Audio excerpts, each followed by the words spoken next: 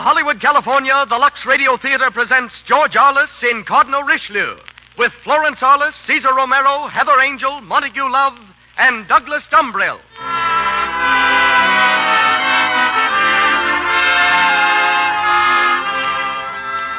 Lux presents Hollywood. This is the drama of a man who struggled against enormous odds of force and hatred to bring dignity and greatness to the flag of France. Our play stars George Arliss with Florence Arliss, Cesar Romero, Heather Angel, Montague Love, and Douglas Dumbrill. And our guest between the acts is Edward P. Lambert, outstanding Hollywood authority on history and costumes. Our music is conducted by Louis Silvers. This program comes to you with the good wishes of the makers of Lux Flakes, the world's largest selling package soap for fine fabrics. Lux is so mild, so pure, it's safe for anything safe in water alone. If you Lux your things regularly, your lingerie, stockings, sweaters, and dainty blouses and dresses, you help them stay new-looking longer. And a little goes so far, Lux is thrifty. Now, your host and producer of the Lux Radio Theater, ladies and gentlemen, Mr. Cecil B. DeMille.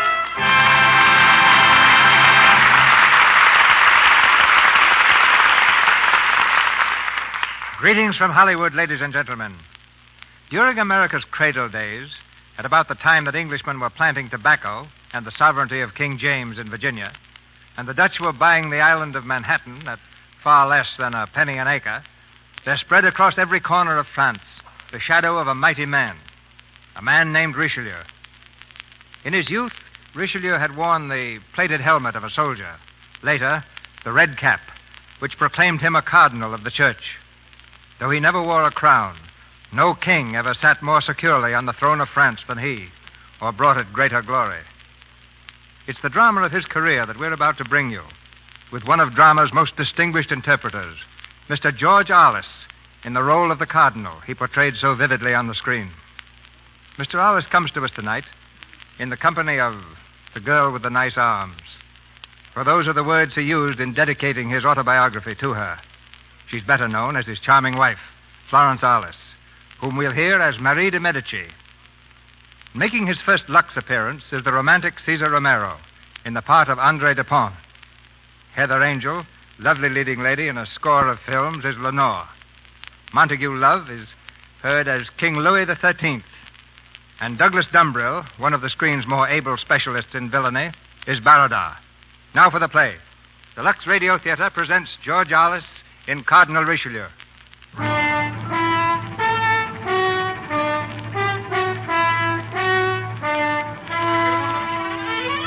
France in the early years of the 17th century was the last stronghold of ancient feudalism. The country was divided into vast domains, ruled over by independent lords. Then in 1628, Louis XIII began to gain authority over his nobles, a rise of power brought about by the strength and purpose of one man, the Minister of State, whose name was on everyone's lips.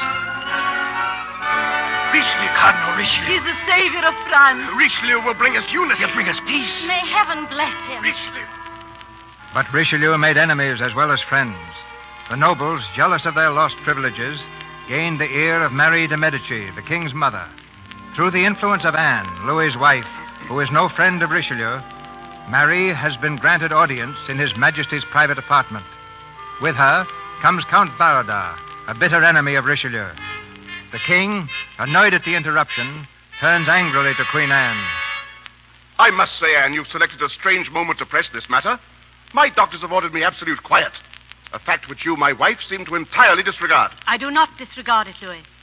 But your mother has a message of the greatest importance. I think you should hear her. Well, what is it now, Mother? You have persistently refused to see me. While Richelieu is by your side, you will listen to no one, not even your mother. You know you hate me, really. I hate Richelieu, this impudent churchman who works daily to make a king's crown out of his cardinal's hat. Oh, ridiculous. You exaggerate, Mother. I wonder if she does. You seem incapable of ruling without his eminence. You'll hold your tongue. I rule as I see fit. You don't seem to realize that we are facing civil war, Louis. Civil war? Are you mad?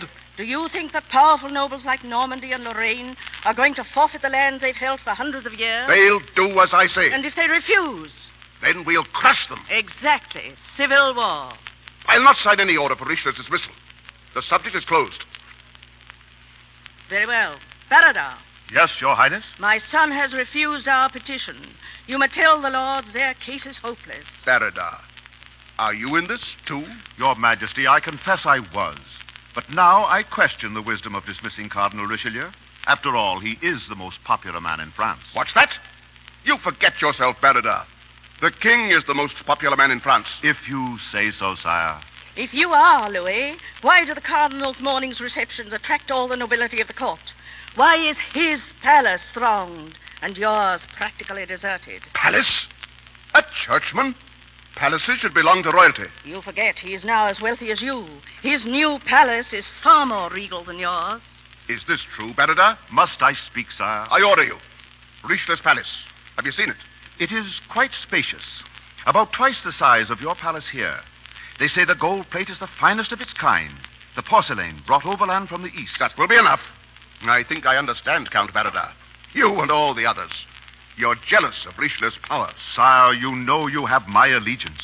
If it seems good to you to take my small domains for the benefit of France, I surrender willingly. I don't question your Majesty's right. All I do ask is why the lands were taken from some nobles and not from others. What do you mean? The edict applied to all the feudal lords. Except the Duke of Normandy, sire. At least it would seem so. For Normandy still has his lands and his armies, while ours have been confiscated to the crown. Are you suggesting that Richelieu has favored the Duke of Normandy? I suggest nothing, sire. I merely point out that Normandy's domains are untouched, and that Richelieu has just built himself a palace. A palace so that he and the Capuchin monk Joseph might live their days in splendor. All this magnificence for 2 priests. The money must have come from somewhere, Your Majesty. Well, Louis, you see... Be quiet! Let me have that order of dismissal. Here, Your Majesty. I shall study this carefully. You have only to sign here, Louis. The pen, Your Majesty. May I be allowed to enter? Richelieu! I have a feeling that I am the subject of this absorbing debate. Secret entrances, eavesdropping. This is intolerable. Richelieu! Why this sudden and secret return? I hurried to you on my arrival, knowing your Majesty was sick. Yes, sick of your presumption and insolence. I am reassured.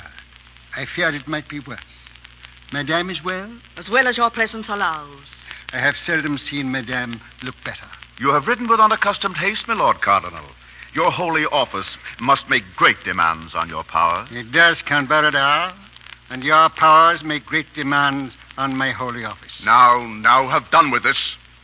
I've heard serious charges against you, Cardinal. A minister who does not make enemies is failing in his duty to his king. Thanks to you, we face a threat of civil war, it seems. Where do you hear that? On all sides. Oh, from Queen Anne on your right, Queen Mary on your left, and my friend Baradar, yes, on all sides. I understand you've not taken over the Duke of Normandy's lands. Is this true? Quite true, Your Majesty. And may I ask why? I will tell you why. Normandy's lands would constitute a fine addition to Your Majesty's domain. They are rich and broad, but Normandy's armies are greater than yours. Give us time to match his strength, and we'll have his lands merely by threat. Well, Baradar, does that seem reasonable? Very reasonable, sire. Your Majesty is to build up a great army so that we may declare war on our own people. Your Majesty, my sole aim is to make France a great power. These petty kingdoms must be brought under one hand. Not a hand with fingers forever outstretched, but one that can close and become a mailed fist capable of striking back. With a united France, Your Majesty will go down in history as Louis of glorious memory. That should be worth working for, Baradar. Your Majesty, no one would be happier than I to see our country with one throne, one monarch, and one palace. Ah, yes, this palace, Richelieu. Why do you call it a palace? Because it is a palace, Your Majesty. I'm not sure that I approve of this display. Gold plate, I hear. Porcelain from the East. Treasures from the remotest worlds brought to France for the pleasure and profit of France. Of France? Of Richelieu, I think. I'm sure Your Majesty will approve the gardens, the terraces. The avenues of Roman marble. And glittering fountains. Your appreciation fills me with pleasure. And when my plans are completed, I trust my palace will be finer than any your majesty possesses. But Since your majesty has showered honors upon me, it has been my desire to make some concrete return to my benefactor. And so I have built a palace that shall outshine that of any monarch in Europe. And I bring your majesty this deed of gift, and beg that you will accept it, with its treasures from east and west, its marbles, its terraces, as a token of love and loyalty from your humble servant. But, Amo, this is magnanimous. Your majesty will permit me to withdraw. This document on your table. This, I am sure, is my formal dismissal from your service. When my work is finished, I beg you to sign it, so that I may retire to some simple home where I may walk in my garden and commune with my God. Until then, I take the liberty of withholding it from your hand. You may take it, Amo. I fear I was hasty. I thank your majesty. If you need me, you will find me at my palace. At your palace. I shall be working there, as always, in the interest of the crown. Your majesty's a good day.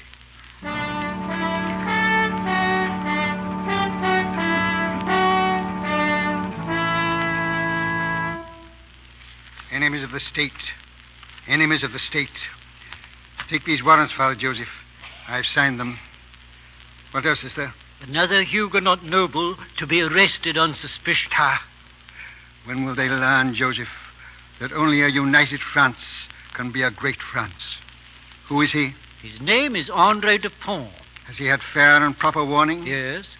First, all means to conciliate, and then all means to crush. Give me the warrant. England is dangerously friendly towards the Huguenots. Yes. We must stir up trouble between the English and the Scotch. That will keep England busy. See, Joseph, my map of Europe. The pattern is perfect. With our Swedish mercenaries, we can protect ourselves against Austria, move against Spain. I see no loophole, no vulnerable point anywhere. Nor do I. Unless we should meet opposition in our own forces. Yes, true. Some of our noble lords are not too anxious to serve their king. The Count Baradar in particular, I'm afraid. I think he'll bear watching, Joseph. Oh, Miss Degree, what do you say? She agrees.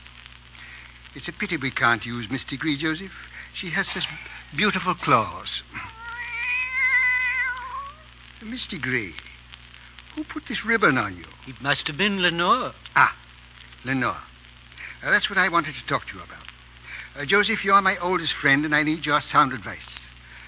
What are we to do with that child? I hadn't thought. I suppose you'll present her at court. No. The court's no place for young girls.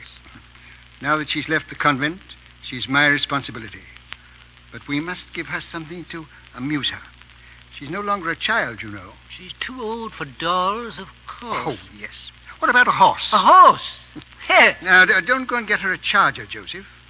Just a quiet mare that she can ride with safety. Children who have nothing to occupy them may get into mischief. Mischief?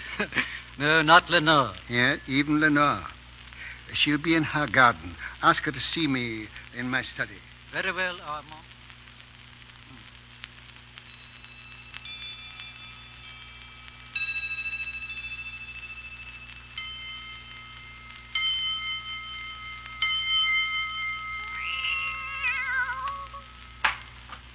You sent for me, dear guardian. Lenore, come in, my child. Well, what have you been doing this afternoon? Nothing of importance. What have you been doing? Mine is a life of contradictions. I pray for peace and salvation and send men to their death. I flatter kings, amass worldly wealth, and pray God to be merciful, and I make men hate me. My father loved you. You were smiling when I came in. What were you reading? My diary. When I was young, I wrote down words of guidance for my own conduct. Let me see. I don't recommend them to you or to others. When I came to court, I wrote this. I was 21. Speak as little as possible. Withdraw adroitly, without lying, when the truth is dangerous. The king loves to be praised. If you have purpose, pursue it. If you believe deeply, act boldly. Ah, well, 21. If you believe deeply, act boldly. What would you write for yourself? Questions, perhaps, without answers. What questions? Is it possible to fall in love with someone after seeing them only once? You shall tell me the answer. Is it possible? Yes. Whom have you seen? You've only been out of the convent 3 weeks. When I was in the convent, the girls used to throw silly notes over the wall to young men. I did it, too. A young officer. He passed again. He was very handsome. And I threw another note. And then one day, he threw back an answer. Well? And today I met him. How often have you met him? Only once. Today. And you think you love him? I'm sure. His name? André Dupont. André Dupont. Does he know that the Cardinal Richelieu is your guardian? No, he doesn't know about you. He doesn't even know my name. You're quite sure of that? Oh, yes. What is it? What's that paper? André Dupont. Oh, do you know him? I've heard of him. But why do you look so... Well, Joseph? His Majesty is here. His Majesty? With half the court, I should think. What does he want? He says he's come to see his palace. He wastes no time. Splendid, splendid. See those paintings, Baradar. Masterpieces, every one. Richelieu. Armand. Your Majesty, welcome to your palace. It is all that you claimed for it, Armand. A magnificent gift. When does His Majesty take possession? When it is finished, Count Baradar. Of course, Baradar. When it is finished. Armand, I was thinking... And who is this? Your Majesty. Charming. Charming.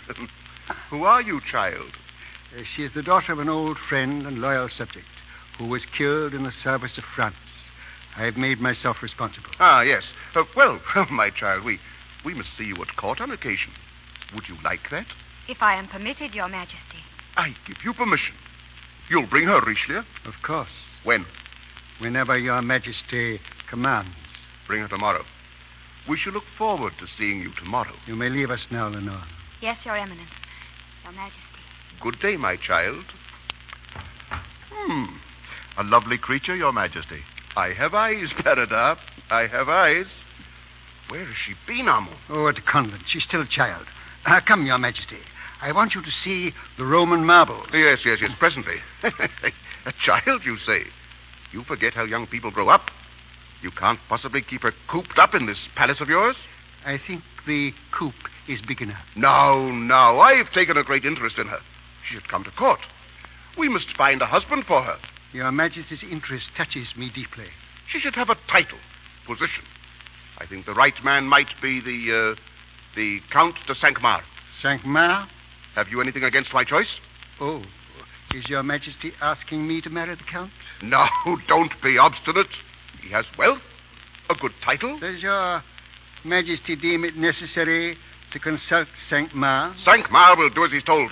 Is it possible, sire, that there are other reasons for your interest? Are you daring to suggest? Sire, I may accustom myself to the caprices of monarchs, but I will not pander to their vices. Do you forget that I am still your king? And I am your cardinal, responsible for your immortal soul. When my time comes, I'll answer for that. I demand that you bring her to court. I'm sorry. Will you obey your king? No, Your Majesty. Very well. We shall see how far the power of the cardinal will carry without the support of his king.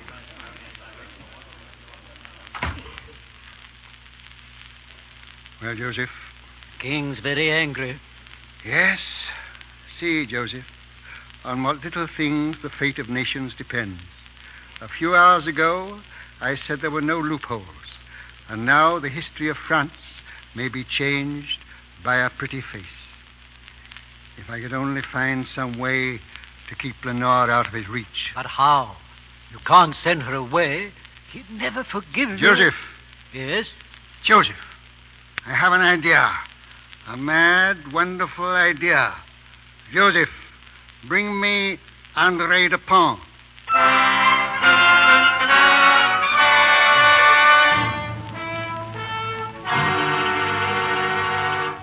Sit down. Sit down, Monsieur Dupont. Your guards arrested me. I demand to know why. You are arrested as an enemy to France and an enemy to your king. I am an enemy neither to my king nor my country. But if you think I'll purchase my freedom by allegiance to you, you're mistaken. You joined with the Dukes of Normandy, Lorraine, and the others that you might defy me. Haven't we the right to fight for our lands we've held for centuries? Tell me, who gave your ancestors those lands? The crown. If a crown can give, a crown can take away. It's not the crown who takes them away, but my Lord Cardinal. Every day you gather more power to yourself. Soon you will have the whole of France in the palm of your hand for your own selfish ends. One moment. You're an officer? Yes. You've seen active service? Yes. Does your regiment go into battle a mere rabble without authority or guidance? My regiment is one of the best disciplined in the army. You exact obedience from your subordinates. What sort of an officer should I be if I didn't? And what if they disobeyed you? I should get rid of them. And that, my friend, is my method. Why do you quarrel with it? I was referring to a regiment. I was referring to the enemies of France. Now, forget your hatred of me for the moment, and let me ask you, why do I take your lands and those of the great feudal lords? Why? Because to be strong, we must be united. We've done well enough for the past few hundred years. What has stood for a century may be destroyed in a night. England and Austria are arming against us. Our own noble lords are in league with Spain, waiting to help them to march on Paris to crush our country and to place a puppet king on our mighty throne. Have you any pride in your country? Do you want to see France in the ascendant, powerful, glorious, supreme? Or do you want to see a country ravaged by foreign invaders? Unity or defeat? Armand. Well? An important message. Monsieur Dupont, wait in that room. And think well of what I have said. Well, Joseph? From the king. Let me see. Mademoiselle Lenore de Brisac will take up her residence in the palace as lady-in-waiting to Her Majesty the Queen, pending her marriage with the Count de Cinq-Mars. Signed, Louis Rex. You see, it's hopeless. Perhaps. Send Lenore to me at once. Go. Monsieur Dupont? Well, what is your answer? They say you're a devil, that you can twist men around your little finger. It's true. I'm ready to serve you. Good. Sit down again. You married? No. Fortunate. You'll have to marry at once. Marry? Patriotism demands sacrifices. For my purpose, it is essential that you should marry at once. You ask me what I will do for my country and then set me the one task that is impossible. Impossible? You haven't seen the lady I've chosen. Nor will I. Oh, you've a lady already. Very charming, no doubt. But you must get rid of her. No. Are you going to let some worthless little creature jeopardize your whole career? You can do what you like. Commit me to the Bastille as you're about to do, but I won't stoop to this. Oh, you're a very violent young man. Tell me, this girl you have in mind, have you known her long? No. Met her often? Once. Huh. Her name? I don't know. Here's a man giving up his whole career for a girl whose name he doesn't even know. I'll give you a minute to change your mind. No. Once this order is signed, I shall not recall it. Well? I've made my decision. Nothing you can do or say will alter it. Father, Brother Joseph said you... Lenore, you mustn't disturb me. I have painful business with this young man. Andre. You here? He's a very obstinate man. But, Father, you won't send him away, please. Send him away? I've been begging him to marry you for the last 15 minutes, but he refuses. Andre. Oh, Lenore. You seem to be a most impressionable young man. You fall in love with ladies at a moment's notice. I must leave you. Unless you change your mind again, you will both meet me in an hour in my chapel.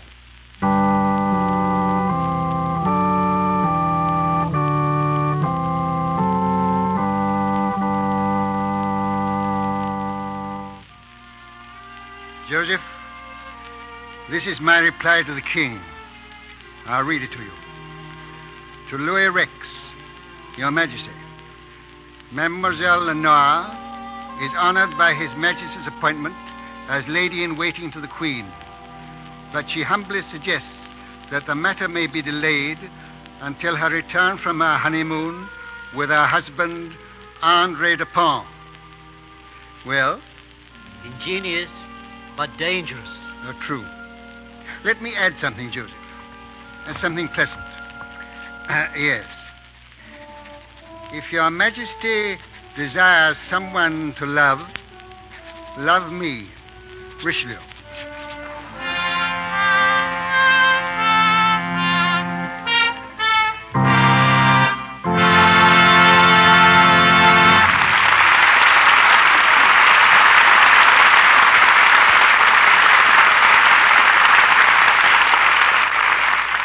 The curtain falls on the first act of Cardinal Richelieu, starring George Arliss.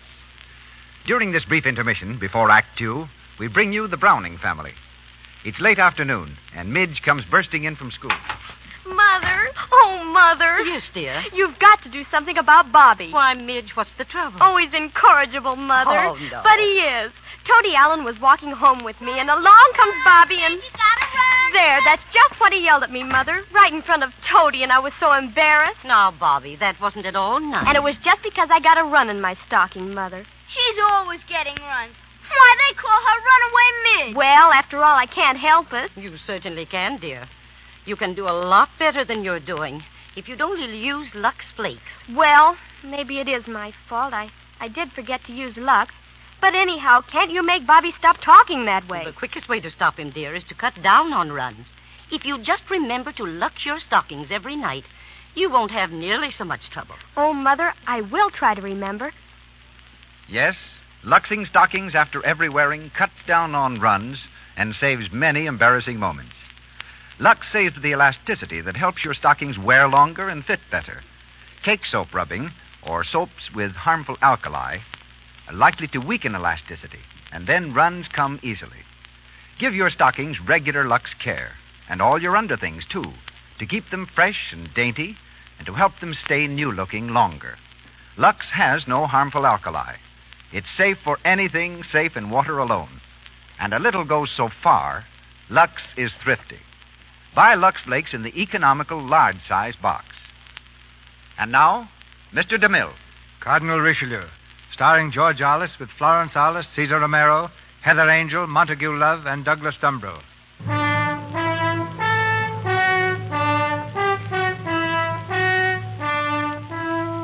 With his ward Lenore safely married to André de Pont, Richelieu turned again to affairs of state.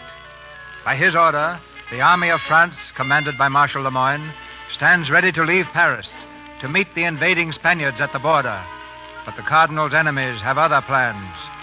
Secretly in league with the Spanish king, Barada has conspired to keep Lemoyne's forces in Paris, knowing that such a move will mean victory for Spain and the establishment of a weak king on the throne of France.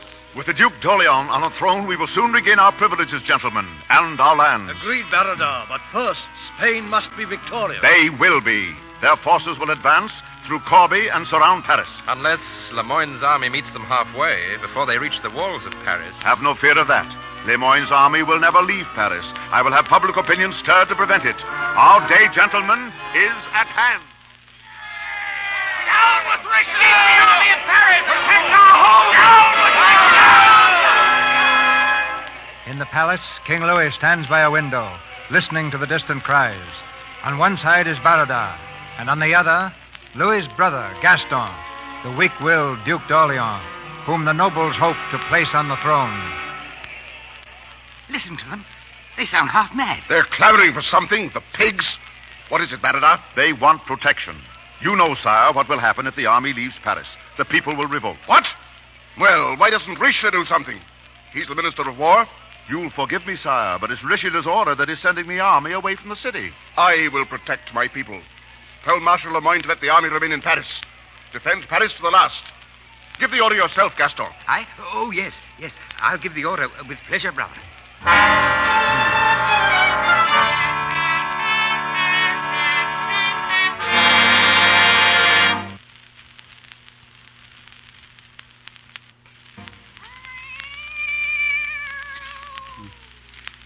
What is it, Mr. Grey? Life too quiet for you here? Like to go to court, eh? Well, a cat may look at a king, but I don't advise it, Mr. Grey. Marshal Lemoyne, His Eminence is resting. His Eminence will see me, Father Joseph. Lemoyne? Why are you here? Why haven't you and your army left Paris? Stopped. The army's to stay. By whose orders? The King's. Without consulting me. He believes Paris to be France. He's frightened of the people. If I move out of the troops, he's afraid it means revolution. If you stay, it means defeat. If the Spanish army reaches Corbie ahead of you, they'll be at the gates of Paris in a week. Whereas if you push on to Corbie... No. Once I trapped them in the hills round Corbie, I have them on my word as a soldier. It shall be done. Master your men and make for Corbie. But the King's order. I am Minister of War. Officially, I have not been consulted. I give you the order to march. One moment. I'm a soldier, but I'm also a man. I want to keep my head on my shoulders. And I want to keep my hand on their throat. I can't disobey an order of the King. Let me see that order. This forbids you to take the army out of Paris. That's clear enough. Lemoyne, if the army is delivered to you outside the walls of Paris, will you lead them then? Outside? Yes. The army will meet you outside the walls of Paris by midnight at the East Gate. I'll lead them myself. I will be there to meet you. Godspeed to you, and a swift victory. Armand, Louis will be furious. I have one consolation, Joseph. You can separate me from only one head.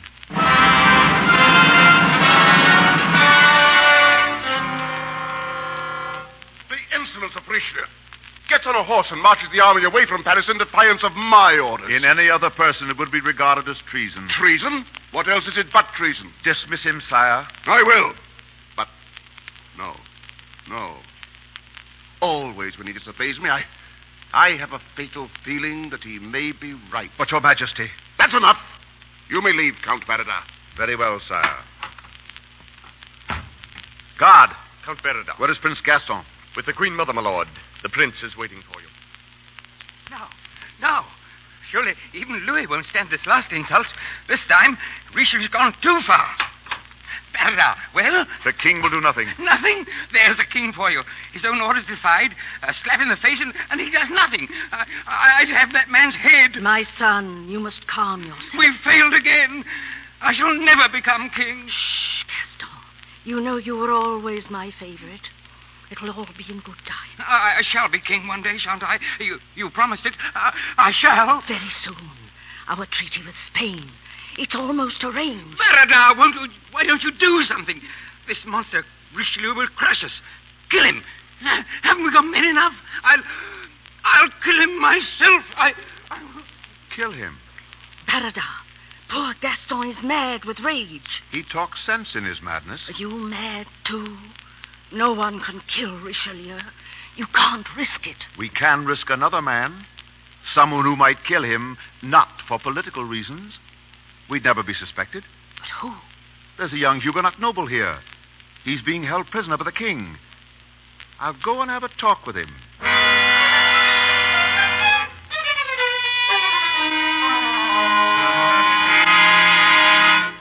Why am I being held here, Berida? Why is there no message from the Cardinal? The Cardinal? Andre, don't rely on him. Why not? Is it possible you're so blind? Blind? My poor Andre. Don't you see that you've been used by Richelieu?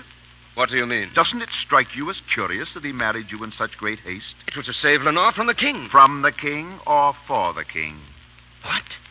Oh, I don't believe it. The lady found favor in the eyes of royalty. For appearances, a husband had to be found quickly. The Cardinal found you willing, ready to hand. No man could be such a fiend. No? Then why doesn't he send you word? Why? Berida, you must help me. I will gladly. But you must help yourself, too. Richelieu must die.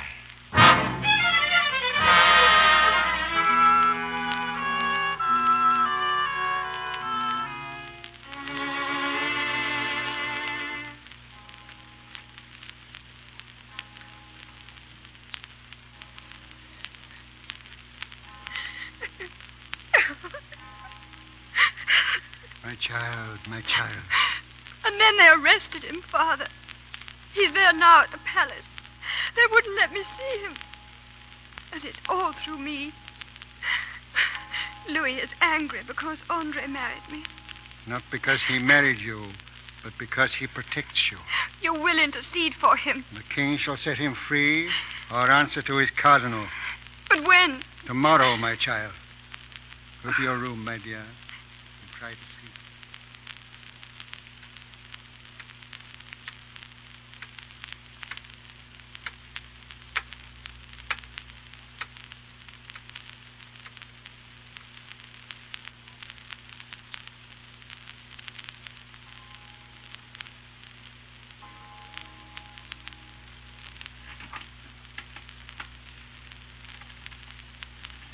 Who's there? Who's there, I say? Joseph, is that you? Light the candle, Joseph. Joseph! It is not Joseph, my lord. Andre, my son. I thought you were under arrest. You meant me to be under arrest, but I'm free. I've come here to kill you. What madness is this? The fine fool you made of me, my lord. A mock marriage. How sweet and holy your eminence looked. How noble. And all the while you were planning to use her to regain the king's favor. What are you saying? Who's been pouring this poison into your ears? They were right. They told me not to wait, but to strike at once. They. They have made you their tool. Barada again. Barada's my friend. Lenore is at the palace where you sent her. They lie. Lenore is here. Let me pass that I may call her. A trick. She's not here. You want to call your guards. Then go yourself. Lift the latch of that door and call Lenore. Well, why do you hesitate? I'm a fool. You'll trick me, I know it. But you tempt me with her name. You know that. Judas. Call her. Lenore. It's a trick. I knew it. Did someone call? Whose voice was that? It's not Andre. Lenore. You see, my son. Oh, Father. Father, forgive me. What's that? The signal. I forgot to give the signal. They're breaking in. Who? Barada. Quick, Lenore. Go back to your room. Stay here. Yes, Father. I'll hold them off. Stay. You stay with me. But, Father... Do as I say. Quiet. Now, listen. When they come in, the deed is done. You understand? You've killed me. Strangled me. Keep them off. Don't let them touch me. Now, set the stage. See, I'm in bed. My hand outstretched. So, my beads knotted about my throat. So, they're coming. Draw the curtain.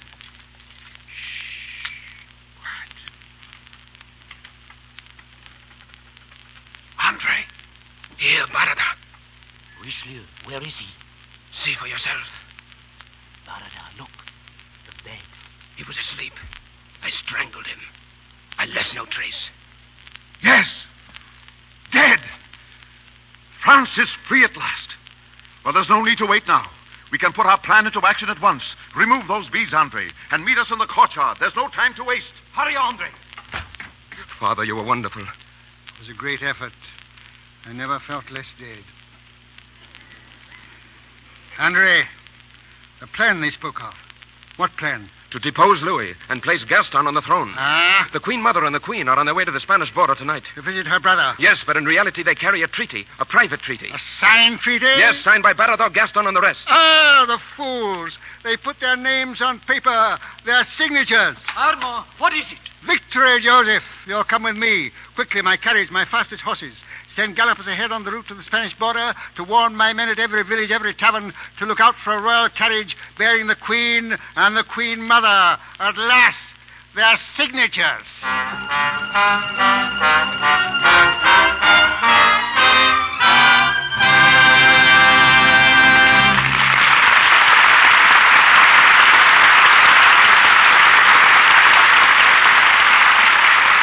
We pause for station identification. This is the Columbia Broadcasting System.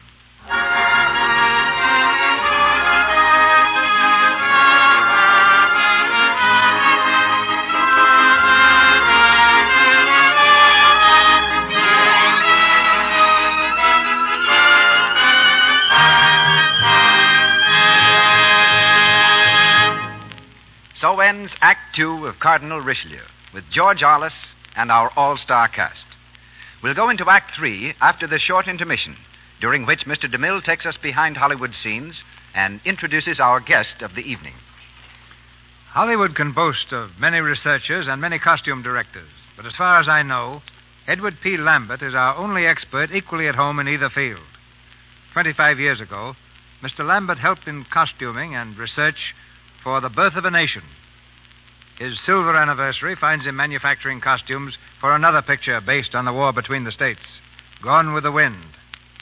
Now with Selznick International Studio, this versatile gentleman worked with George Arliss at 20th Century Studio when Cardinal Richelieu was brought to the screen. Our play tells us about Richelieu the statesman. Can you, Mr. Lambert, shed any light on Richelieu the man? Well, it's interesting to note that this most important man in France was quite proficient on the lute and would play tunes by the hour. His favorite pets were kittens. When they grew up into cats, he'd get a batch of new ones. Richelieu seldom showed it, but scarcely a day went by when he was free of pain. He suffered almost constantly from terrific headaches. You probably acquired one or two yourself, prying into the court secrets of the time. But it was worth it to learn such facts as these. King Louis was very fond of cooking, but often his own dishes gave him such indigestion he'd have to leave the table and go to bed. Silk stockings were very fashionable for both men and women, but were so costly that the Queen of France never hesitated to wear ones that had been darned. Here's a beauty treatment of Richelieu's time. To keep skin white, ladies used a mixture with the following ingredients: fowl's flesh, goat's milk, lemons, camphor, borax, white lead, rose water, and essence of bean flour, and newly laid eggs. Wow. And how did the men look after their looks? Listen to what the Duke of Buckingham wore at a ball in Paris. A satin suit with a beautiful gold lace collar and embroidered with bands of pearls. A chain of pearls hung 6 times around his neck. A jewel girdle worth 30,000 crowns. And in his ear, a huge diamond which nobody could see because his long curls covered it up. In connection with costumes, Mr. DeMille, I'd like to say a word about Lux Flakes. Lux is one of the standbys of my department. Costumes, while they're made originally for one picture, may be worn by other players many times. We've found that regular care with Lux Flakes keeps them in the finest condition possible. They last longer and look better, so I can personally recommend Lux Flakes for regular home use. There will be about 5,000 new costumes in Gone with the Wind, and all the washable ones will soon be introduced to Lux. What's your biggest problem in manufacturing costumes for Gone with the Wind? So far, the corn shuck hats. During the war, Southern ladies were so impoverished that they made bonnets of green corn shucks. When it came time to make them for the picture, I discovered that California's crop had all been harvested. After traveling all over the state, we finally found a little Mexican who had planted his crop of corn so late he couldn't get rid of it. He was tickled to death to sell us all the green shucks we needed. And that, sometimes, is how hats and motion pictures are made. Goodbye, Mr. DeMille. Shucks, Mr. Lambert. Goodbye.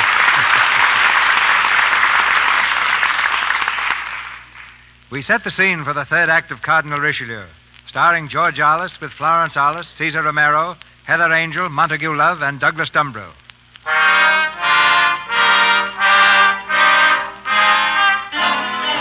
Carrying a secret treaty with Spain, Marie de Medici and Queen Anne race madly toward the border, the royal coach swaying and bouncing on the rutted road.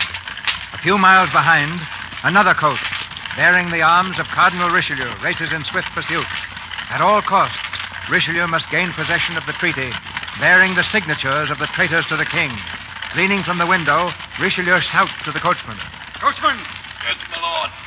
Tell the outrider to take the horse trail that goes through Fleur de Cumia. The innkeeper there is one of my men. Have him make some excuse to delay the Queen's coach. Very, very good, my lord.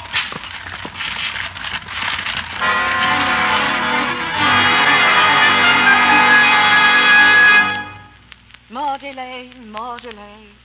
Anne, did you notice that rider who came up on the road and then passed on? Only some lackey asking the way. And shortly after, there was this delay. There's nothing mysterious about it. The innkeeper told us the roads are unsafe after the rain. Come in. Your Majesties, there's Cardinal Richelieu. Richelieu? Yes, he requests an audience with you. He says... Hear that my regiment of guards is well looked after. Feed them well. Your Majesties. My Lord Cardinal. Your Majesties, I'll not waste words. You know why I'm here. How dare you? What do you mean by breaking in upon us like You're this? carrying a secret treaty to the King of Spain. I want it. Your mind sees intrigue in every corner. I have no treaty. Why fence with me? Where is it? We have no treaty. No? Well, I have a warrant for your arrest on a charge of high treason. A warrant signed by the king. Unless you surrender the treaty at once, I shall order my guards to enforce it. Give it to me. I will not. Then you have it.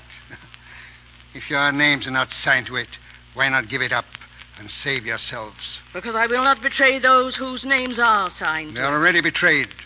You might as well know that your plot will be blown to the skies. Baradar will be taken prisoner. The Dukes of Normandy, Lorraine, and the others are in full flight. And Gaston, your favorite, may have to face his brother on a charge of regicide. There's nothing of that in the treaty. You have the means of proving that. Come now. The treaty is in this box here, isn't it? Why not give it to me? You'll find it better to have me, your friend, than your enemy. Well, devil, but still your friend. Take it. Thank you, Your Highness. The names. Baradar. Gaston's signature wobbles nervously, and no wonder. Your Majesty, I will send my guard to escort you unofficially to Spain. We have our carriage. We shall go back to Paris. I would spare the king the surprise of your sudden return. His heart is weak, and the surprise of my return will, I believe, be as much as he can bear. You see, the noble lords have already told him that I am dead. They'll be gathering soon in solemn council, hovering like vultures round his throne, smirking behind his back as they wait for him to sign his own death warrant. Now, that mustn't be for Louis or for France. And so, I know you'll excuse me. Good night, Your Majesties, and a pleasant trip to Spain.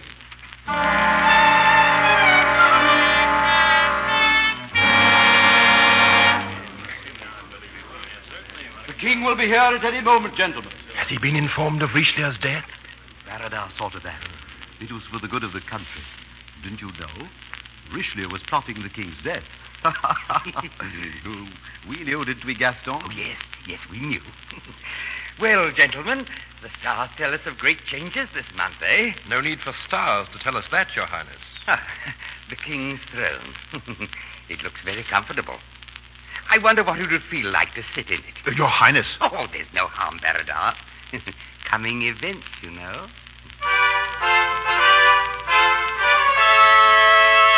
His Majesty, Louis, King of France. Your Majesty. My lords, overshadowing all events of the day is the news of Armand de Plessis, Cardinal Richelieu. With his death, many changes will come into effect at once. Oh, yes, brother. Already we have decided to revoke the edict confiscating your lands and rely on the loyalty and service of the feudal lords.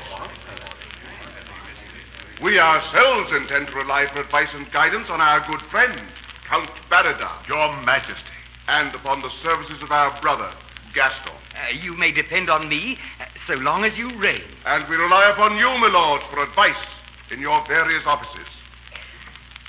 If we seem to pass over the death of the Cardinal lightly, it is that we have evidence that he was planning something of such treasonable nature that were he alive today to answer for it, his life would be forfeit. His Eminence, the Cardinal Duke de Richelieu.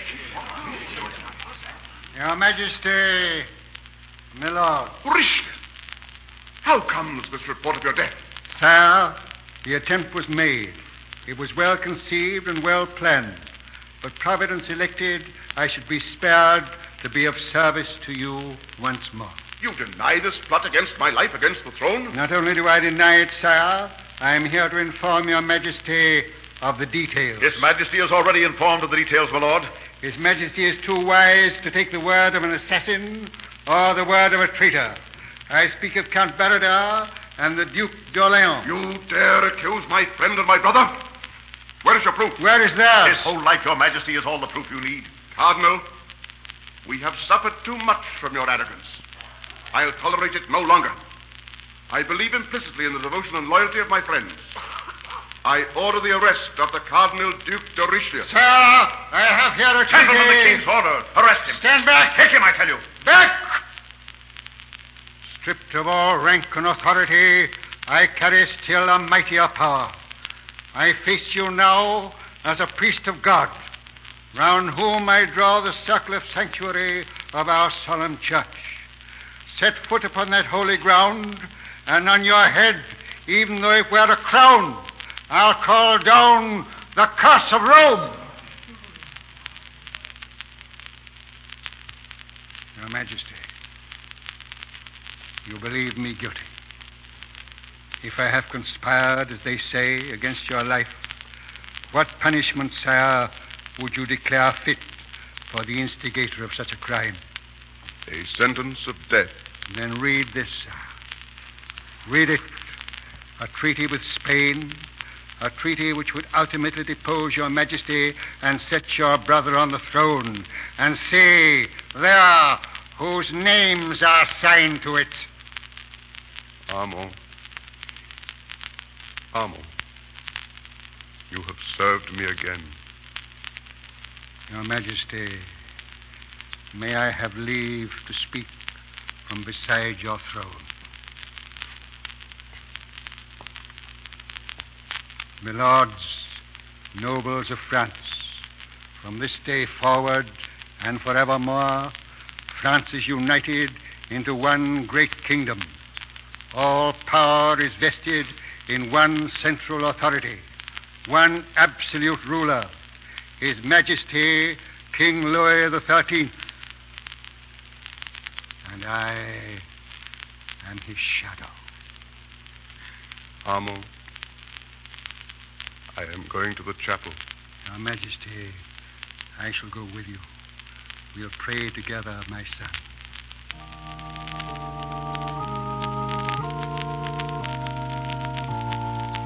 And for thee and for France, make me merciful and strong, kind and just. In thy blessed name I ask it, for the glory of God and the glory of my country.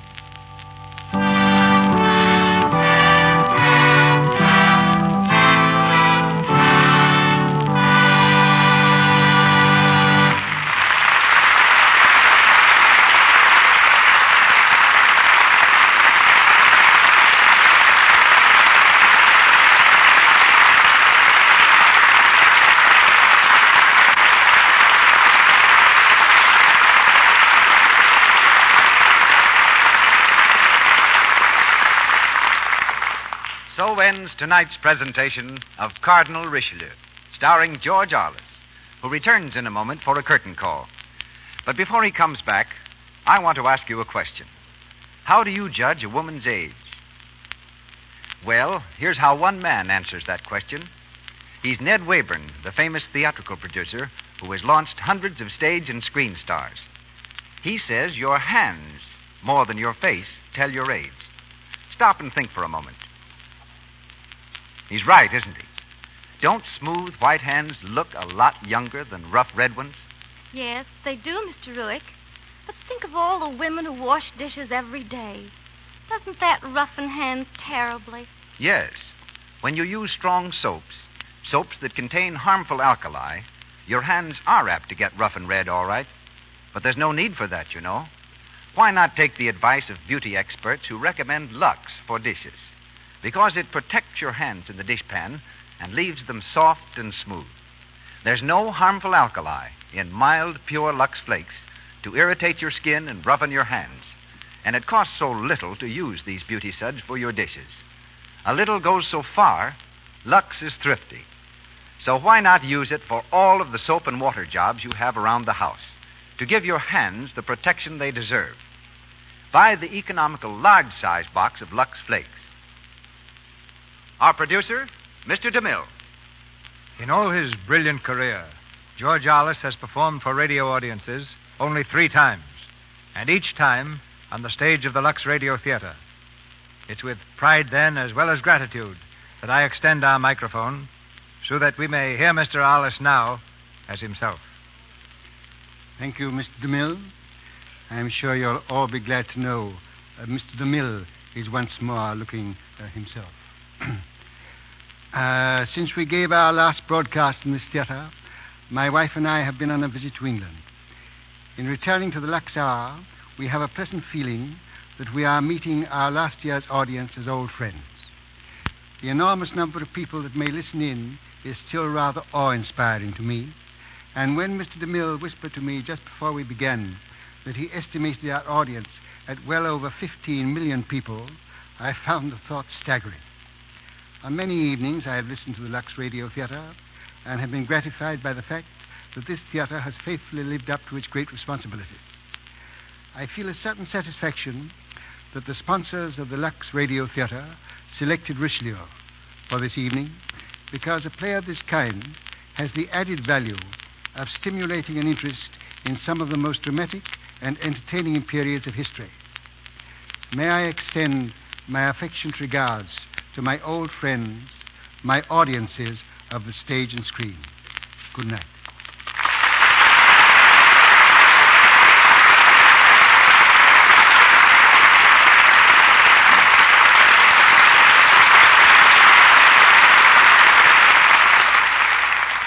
Our producer comes back in just a moment with grand news about the stars and play you'll hear a week from tonight. In Cardinal Richelieu, you heard Ivan Simpson as Joseph, Doris Lloyd as Queen Anne, Walter Kingsford as Gaston, David Torrance as Marshal Lemoyne, John Burton as Brugnon, Dennis Green as Lorraine, Eric Snowden as Oliveris, Frank Nelson as guard, Lionel Bellamore as innkeeper, John Toty as coachman, and Lou Merrill as usher. Cesar Romero, a 20th Century Fox star, is seen shortly with Shirley Temple in The Little Princess. Louis Silvers appeared through courtesy of the same studio, where he directed music for the new film Jesse James. Heather Angel's new picture is Paramount's Bulldog Drummond's Secret Police. Join the March of Dimes and help to stamp out infantile paralysis. Just put 10 cents in an envelope and mail to the president at the White House to fight the terrible disease. Your dime and the dimes of millions of others will help crippled children walk again. Mr. DeMille. That sage of the hinterlands, that cracker-barrel philosopher, that champion of the folks back home, stars next Monday night in the Lux Radio Theater, Mr. Bob Burns. We'll hear the horn-blowing pride of Van Buren in his most recent and best-loved screen portrayal, The Arkansas Traveler. Our play is the homespun story of a wandering printer, and starring with Bob, as she did in the picture, is one of Hollywood's most popular and talented character actresses, Miss Fay Bainter, and also from the original cast, the dainty and delightful Jean Parker.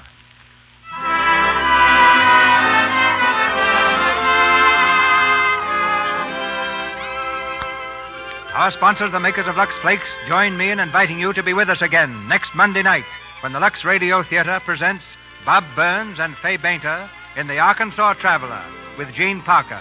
This is Cecil B. DeMille saying good night to you from Hollywood.